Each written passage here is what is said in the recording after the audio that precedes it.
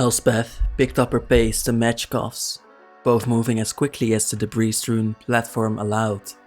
Nahiri's sacrifice had moved them closer to their goal. It had also slowed them, save for Kaya, considerably, since tripping on the rubble would mean a long fall into the depths of the layer. The hole in the pristine sky above them was still visible, a jagged wound in the porcelain perfection of this place. Boiling with every color of phyrexia, they hurried through a war, and while no one could have called them untouched by its horrors, for the moment they were too small to attract attention. Elspeth shot a venomous glance at the warriors overhead. "Just you wait," she thought, as fiercely as she could. "You'll regret what you've done to us." They wouldn't. She knew that. Even if everything went perfectly from here, even if they plucked an impossible victory from this chaos, phyrexia wouldn't regret destroying Mirrodin. They weren't made for regretting things. Phyrexia moved for the greater good and glory of Phyrexia, and in the end, that was all that mattered. All would be one, or nothing would exist at all. The high bridge where they'd landed seemed too delicate to have withstood the impact of such a massive piece of Shielders Colosseum. Even if the bridge would normally have been sturdy enough, the nature of their arrival should have lent them even more weight. The magnitude of Nahiri's sacrifice sending them plummeting into the fathomless white depths. Glancing over the edge, Elspeth could see further into the layer below than seemed entirely possible. A lattice of alabaster platforms spanned the spaces all around them, connected by long bridges of crimson sinew. After the tarnished necrogen waste of the dross pits, this place reminded Elspeth of blood splashed against the white sands of Pharos, sullying what should have been pristine. Goth, Malera, and the goblin engineers were born Mirrans. The planeswalkers were strange here, but this was Mirrodin.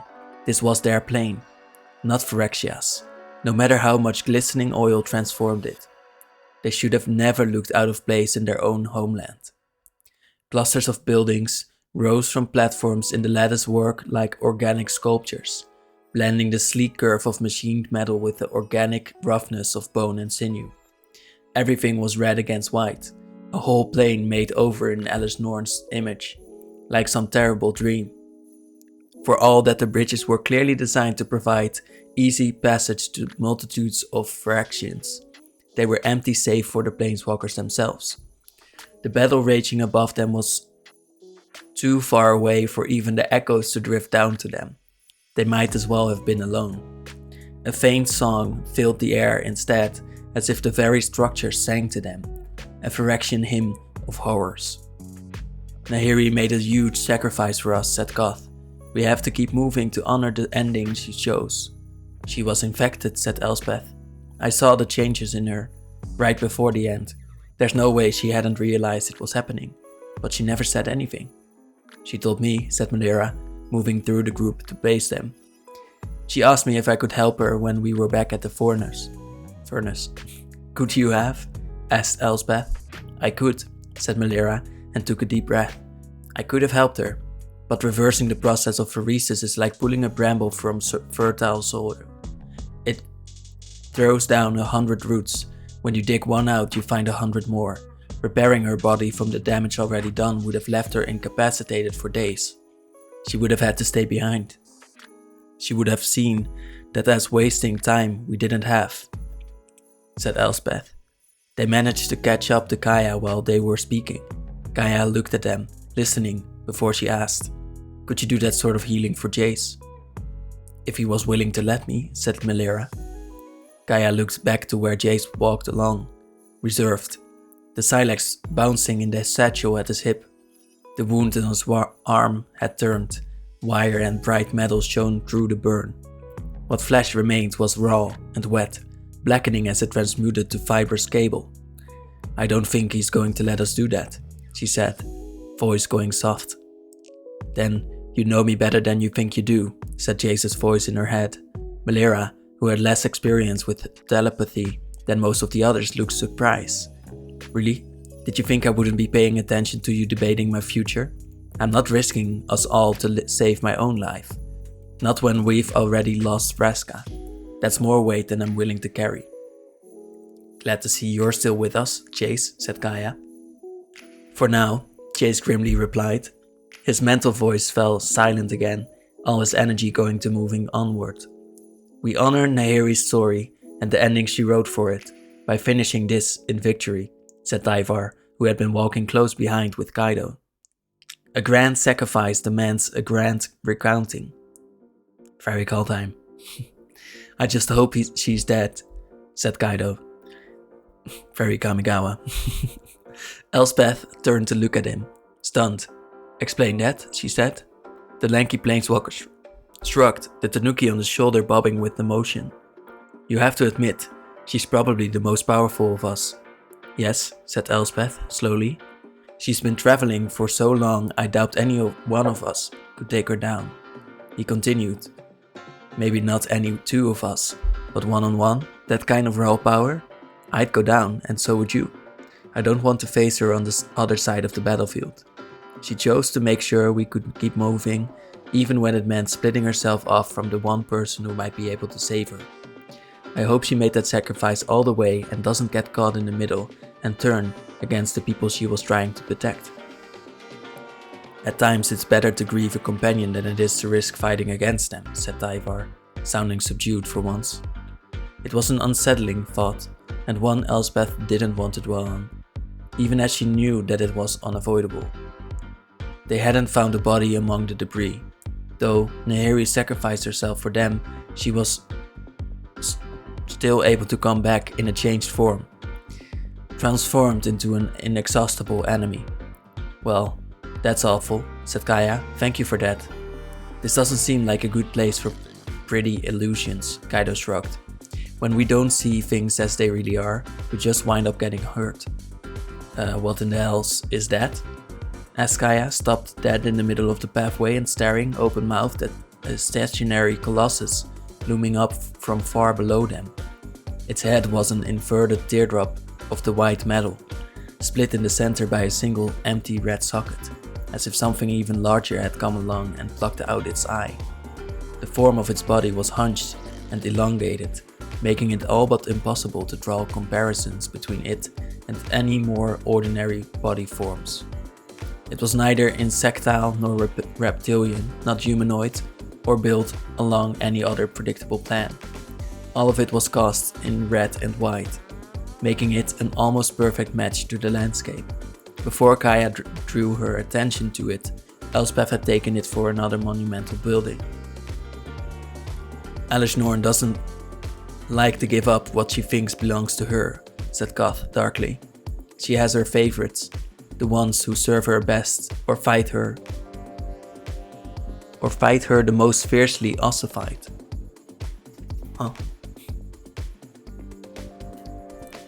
But she has her favorites ossified. So she has her favorites ossified, the ones who serve her best or fight her the most fiercely. Turned to bone and added to her fair basilica. He pointed to the statue. We should still be careful. I've seen structures like this become animated and kill Mirrans who got too close. So this could be a statue. Or it could be a phyrexia that was going to strike as soon as they moved closer. Its position put it alongside the bridge, a looming threat. Elspeth grimaced, gripping the hilt of her sword. Can we move to a safer bridge? Asked Kaido. Not if we want to reach Alice Norn's altar, said Goth. From there we can access the Mycosynth Gardens. That's where we get access to the Seed Core. And that's where she planted her Realmbreaker. That's where we have to go. I still fail to understand how she could have planted even a mockery of a world tree, said Daivar. The scope of the fair basilica stole some of the presence from his normally resonant voice, making him sound reduced. They were all reduced here. They were lessened in the presence of phyrexia. Daivar continued. The world tree grows within the cosmos itself, linking the realms of Kaldheim. It exists both inside and outside of reality. Even if someone could somehow steal a seed, it should have split the plane in two when it sprouted. The fact that it hasn't is a miracle and a horror. We had never seen such a thing before, said Goth. Most still haven't. Malera is the only spy we have who's made it to the tree and back again. Only because they can't infect me, said Malera. Everyone who'd gone into the gardens with me and survived long enough to make it out again succumbed before we could make it home. Norn's tree is planted below in the seed core, where she imprisoned Karn. It's a terrible thing, that tree. Tyvar's right. To look at it, you'd think it would split the plane in two. Its roots drive deep and its branches reach so high they penetrate into the mycosymph gardens. She frowned. At some point, looking at them is like looking at something underwater. The branches are all funny and distorted and they're not quite right. Omen paths, said Tyvar. Somehow, she's generating omen paths on the branches of a tree that has no right to be. He scowled, first at nothing, then at the motionless giant looming nearby. We have to end it. That's why we're here, said Kaya. She looked to Koth. Can we keep going? If it's going to attack, it's going to attack, he said. Elish Norn's altar isn't far. He pointed to a building larger than the others, more ornate, stretching toward the sky like a citadel of gleaming white and brutal red. Organic and mechanical at once. It was beautiful in its own severe, austere way. It was a monument to a unified phyrexia. It hurt Elspeth's eyes if she looked at it for too long. Tightening her grip on her sword, she nodded. We keep going. They resumed their walk. They were more together now than they'd been when they started along the bridge. Kaya still kept to herself on the other side of the group from Jace, but whatever he'd said to make her give him the silex, she was no longer outright glowering at them. The Goliath didn't move. They passed under its empty gaze without complication and moved toward the cluster of buildings at the end of the bridge. Kaya remained at the head of their group, facing through the debris in her path rather than detouring around it, little flecks of purple energy marking her wake. Koth, Elspeth and the Mirrans came next, Kaido only a foot or so behind, walking between them and Tyvar, while Jace brought up the rear with the silex. Tyvar kept glancing back at him, finally saying, "Hurry along, friend Jace. We wouldn't want to lose you now." "No, I suppose we wouldn't," said Jace, a ribbon of black humor in his tone. "Can't save the multiverse without me." The doors of the altar gaped open before them, the terrible maw of an impossible and all-consuming beast. It looked as if it had been frozen between life and death. Both stationary architecture and petrified corpse. Looking at it made the flesh on Elspeth's arms crawl, but they kept going, alert and braced for trouble, into the empty foyer.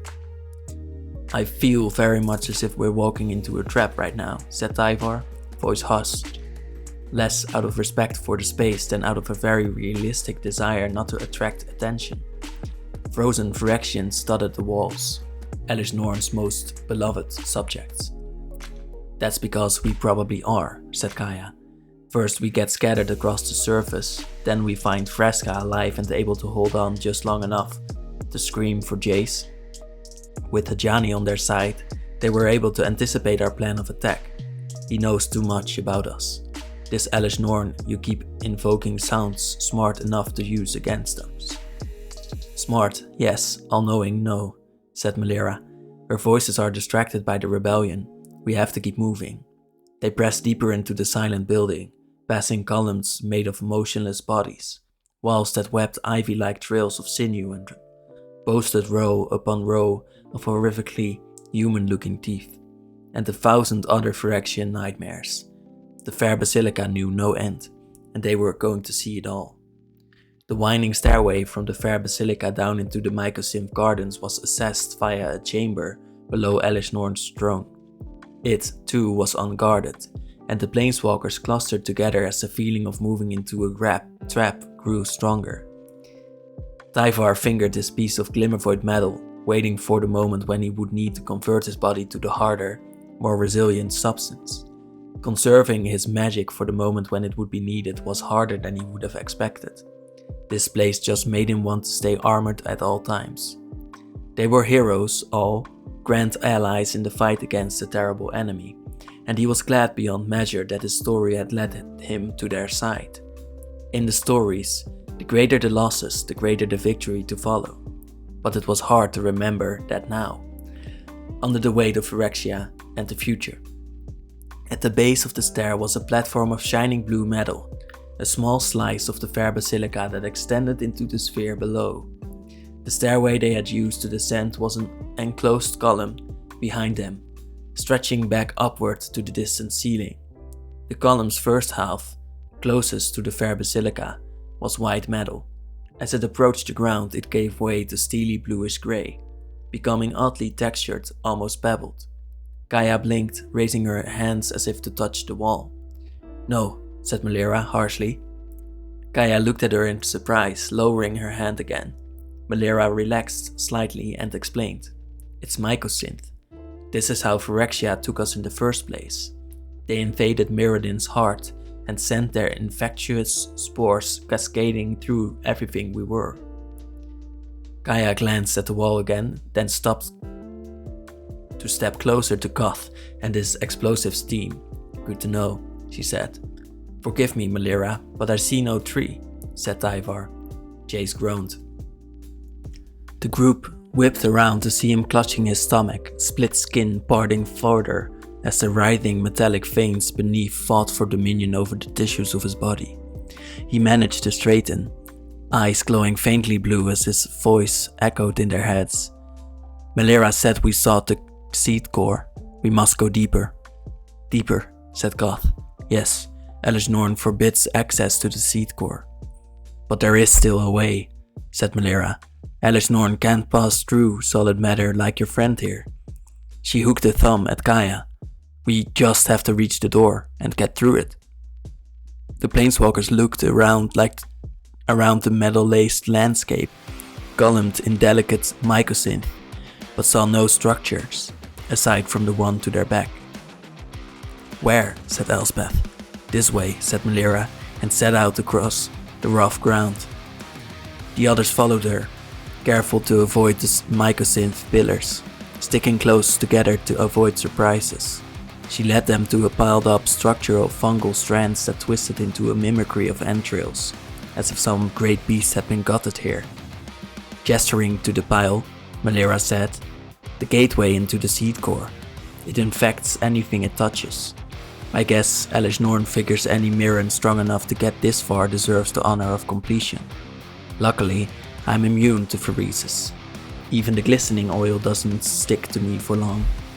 As she moved closer to the pile, it heaved, pulsing, before opening into a terrible hole into darkness ringed with waving tendrils. An entrance masquerading as a monster anemone. The tendrils reached out, almost caressing her, and left a sheen of glistening oil behind. She wiped it away as she turned back to the rest. Goth frowned. "Most of us don't have your specific resistance, Melira.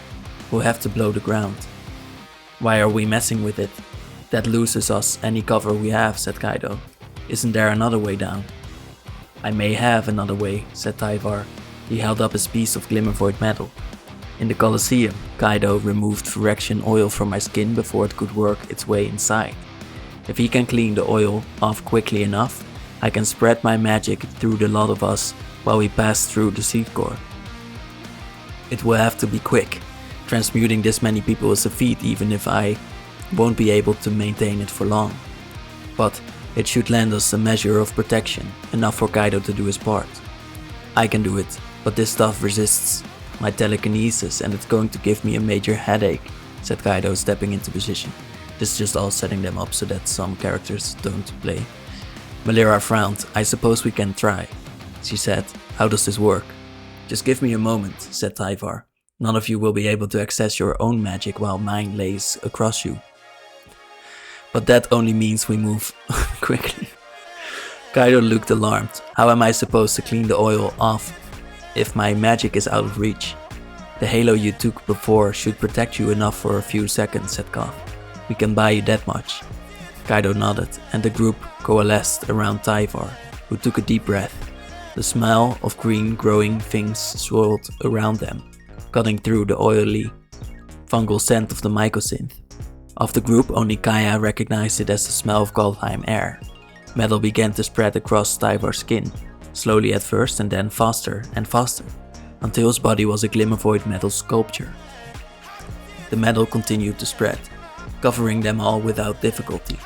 Chase was the last to be fully transformed, the injury on his arm appearing to almost resist the process, as if phyrexia wasn't willing to yield its hold for even a moment. When the process was done, Tyvar held up his hand and said, "We move." They proceeded as a group into the caressing mass of tendrils, which brushed their hardened skins and left streaks of oil behind but didn't attack. Ahead of them was a narrow hall that ended in an open vestibule, connected to what looked like a single bridge. They hurried on, not wanting to find the limits of Tyvar's magic before they had cleared the hall. At the end, they emerged not into the terrible Phyrexian landscape they had all become accustomed to, but into something vital and alive, and even more horrific because it was growing. Tyvar looked to Kaido. Kaido nodded and Tyvar released the spell. The glimmervoid metal melted away, leaving them all flesh, once more, skins glistening with oil. Kaido rolled his shoulders, and the oil lifted away from their bodies, coalescing into a ball that lobbed itself off the edge of the bridge. "Thanks," said Kaya. "Hey Tyvar, good show." Tyvar? He didn't respond, he was staring at something in the distance. Again. Stepping toward the bridge with eyes wide and cheeks gone pale. Again. Kaya turned and beheld the Phyrexian world tree, Realmbreaker. It was clear that Elishnorn had cultivated, nurtured and corrupted it. Its bark was made of the white porcelain metal they'd seen above, and where growth had opened fissures in its surface, vivid, agonized red gleamed through. It wept glistening oil in place of sap, and strange shadows moved along its surface, confusing until Kaya glanced farther up. Long white oblongs hung in the air near the highest branches of the impossible tree, fading partially into the distorted distance as they reached for the blind eternities. "Invasion ships," said Koth grimly. "They're almost ready." "This is a perversion of Kaldheim's very soul," said Tyvar. "I knew this was foul, but this is beyond imagining." That's exactly what the Kaldheim people do. The air was still, eerily so, as if the entire realm was holding its breath. High above in the distant branches of the reaching tree, a white light bloomed and flashed out, spreading in a horrible, symmetrical lattice through the upper reaches of the sky. "We have to hurry," said Jace. They ran. The bridge connecting the gardens to the core of New Phyrexia was a narrow line above a bottomless drop. At the other end of the bridge was a dark opening in the tangled roots of the tree. The planeswalkers were nearly there when the sky flashed again, brighter this time, like a sun exploding into the high reaches. The cataclysmic explosions filled the air with glistening rainbow distortions, followed by the bright impossibility of the blind eternities. Jace moaned. Elspeth stumbled, only saved from going over the bridge's edge by Koth's hand grasping her shoulder and yanking her back. Kaya only stared upward, expression gone blank. "We're too late," she said. "Kaya," said Kaido. She whipped around to face him. "It was all for nothing," she snapped. "The world tree has connected to the multiverse. Elishnorn can access the blind eternities. We failed." "I refuse to let Kaldheim's heart be the weapon that destroys the multiverse," said Tyvar. "We can still do our best to undo this." "Hurry," said Jace, breathless. "We have to hurry." He only made it a few more steps, staggering before collapsing to the ground. "Tyvar," said Koth. Tyvar nodded and, touching the piece of glimmervoid metal, rippled to metal as he approached Jace and scooped the other man into his arms. Together the group continued onward, into the opening, into the dark. The entryway led into a cavity inside the tree, a great domed room formed from woven roots. Dark passages split off from the chamber, with a large one directly ahead seeming to be the main channel. It, the center of the space, atop a low dais, was Karn. The great silver golem had been broken open, vivisected, and spread across the platform. Most horrifying of all, at the sound of their footsteps, he turned his head and croaked, "You shouldn't have come here. This place isn't for you." Karn, Koth, and Elspeth hurried toward him but stopped short of touching him, staring at the damage. "What have they done?" asked Elspeth. "Isn't it obvious? They've rejected their father of machines." Karn shook his head. It seemed to be all the motion he had left to him. "Hurry, the invasion is still young. You may still be able to save some of the planes. Unless... No. The Silex was destroyed. All is lost. We made another, said Elspeth. We can still end this. Garn paused, clearly thinking. You still need to get to the root source. And detonated. But, began Melira, stopping at a sharp glance from Koth. I would take the burden from you if I could, said Garn. It should have been my task all along. You should be free to go to your homes and protect them from what's about to come. You can't though, said Gaia. You can't even move. It's too late for me, said Garn. Not just you, said Jace, pushing against Tyvar's chest. The other man put him down and he approached Garn, arm turned to show the spreading damage from his injury. It's too late for me too. Let me take the multiverse from them. He hobbled toward the doorway into the other side of the room. After an uncomfortable pause, Tyvar and Gaia followed. Melira moved to kneel by Garn's head, wiping away the trails of glistening oil and attempting to shift him into a more comfortable position. Koth and the explosives team fanned out around him and began setting charges to free him from his restraints.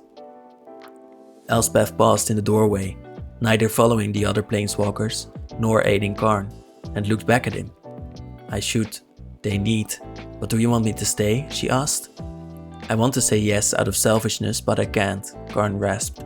I never thought you would see this plane again. I'm so sorry. I wish you didn't have to die with us. It was my choice, Garn. You should go with your friends and then get off this plane. Find a better place to make a final stand. No, said Elspeth. No more running. They can't run, there's a barrier. Garn sighed, voice apparently exhausted. We'll stay here to help shape the charges and aid Garn once he's free, said Koth. Go. I wish I didn't have to. It's alright, said Melira and summoned up a smile.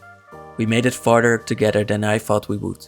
I'll see you all soon, said Elspeth, and walked through the doorway toward the root source. Again. They know it was a joke. The final bridge was long and wide and riddled with red. So many of her friends dead or lost, Ajani, his mind warped and his body doomed never to die now that it has been absorbed into phyrexia. Garn, possibly damaged beyond repair. Her anger was vast and more agonizing because it was so new. She had lost more than she would ever have believed possible. She felt like her entire being was an old wound that had been sliced open, larger than ever and unhealable. Elspeth broke into a run. She caught up to the others halfway across the bridge, approaching a terrible replica of Elishnorn's altar. This one was made of Realmbreaker's woven roots, rather than ossified Phyrexian bodies, but clearly served the same purpose. It hurt the eye and beguiled the heart at the same time, and Elspeth hated it more than she would have thought possible. Jace was back on his own feet. He glanced at her as she rejoined the group, giving a small nod of welcome and said nothing. This place was as alive as the Basilica had been, still. The air hummed with an uncanny chorus of discordant voices, layered across each other to form a harmony of inchoate parts, rather than the cacophony it should have been. Phyrexians can harmonize? Breathed Gaia. Static shimmered in the air, which tasted bright with aether.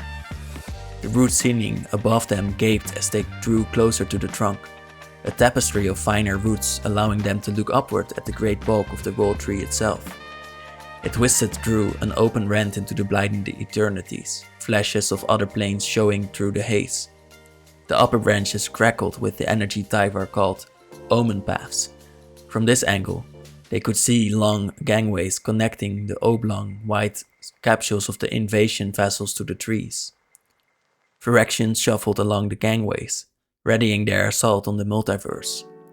The smoke the vessels spewed was red as blood, red as contagion. How many are there? Asked Gaia. There must be millions of them, said Kaido in quiet horror. They only showed us what they thought we were worth, said Jace. The white ships reached all the way into the highest branches, terrible fruit preparing for the harvest. They've been down here preparing for the real fight all along. Behind them on the bridge, they heard footsteps, steady and confident. As a group they turned, all hands on weapons, save for Jace. who clutched his silex and took a half step back, away from the coming conflict. There, walking toward them as calmly as if this were a pleasant afternoon meeting in a park, came Ajani and Tybalt, but not as they had known them. Ajani wore a suit of metallic red and white armor that appeared to have grown out of his body. That's true, it is. It echoed the fair basilica, marking him as one of Elish Norn's creatures. He carried a massive double-headed axe, the blades reversed in her honor. Seeing her mentor draped in the livery of her greatest enemy made bile rise in Elspeth's throat, but not nearly as much as the smile that spread across his face at the sight of her. "Welcome," he called, and his voice was the same as it had always been. "Elspeth, my dear, it's wonderful to see you again. I'm so glad you survived to join me." "I'm not here to join you," she spat, bringing her sword around in front of herself and gripping it tightly. "I'm here to stop you." "Why would you want to do that?" he asked, with honest curiosity. "Now we can be together forever, perfect and harmonious. No more differences, no more conflict, no more pain. You will be home. We'll have the peace we've always sought.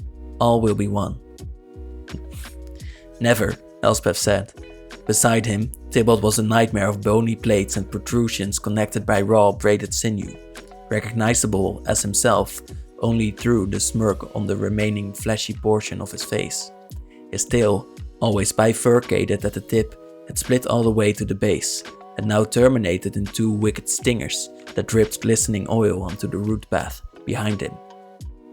"You were a monster in Kaldheim, and now you finally look the part," said Kaivar, surprisingly calm.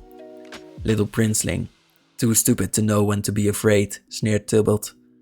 "You were always going to end at my hand." "Kaido, see the others to their destination," said Tyvar, not taking his eyes off Tybalt.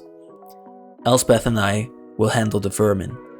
"Tyvar, go," snapped the elf, without turning. "These fights were predestined as ours to win. The Skalds will sing of the stand we make today, but only if someone survives to tell our story. Go." "If you say so," said Kaido, and waved a sad, forced goodbye as he turned to offer his arms to the limping Jace. Guiding him forward to the doorway at the back of the room, Kaido followed with one last regretful look, and the tree vanished. Not the tree. Leaving Tyvar and Elspeth alone with their transformed enemies. Allies? "Very well then," said Tyvar, almost formally. "Shall we engage?" Ajani roared as Elspeth leapt toward him and Tybalt lunged for Tyvar as glimmervoid metal rippled across the hero's skin and the battle was joined. That's a good fight.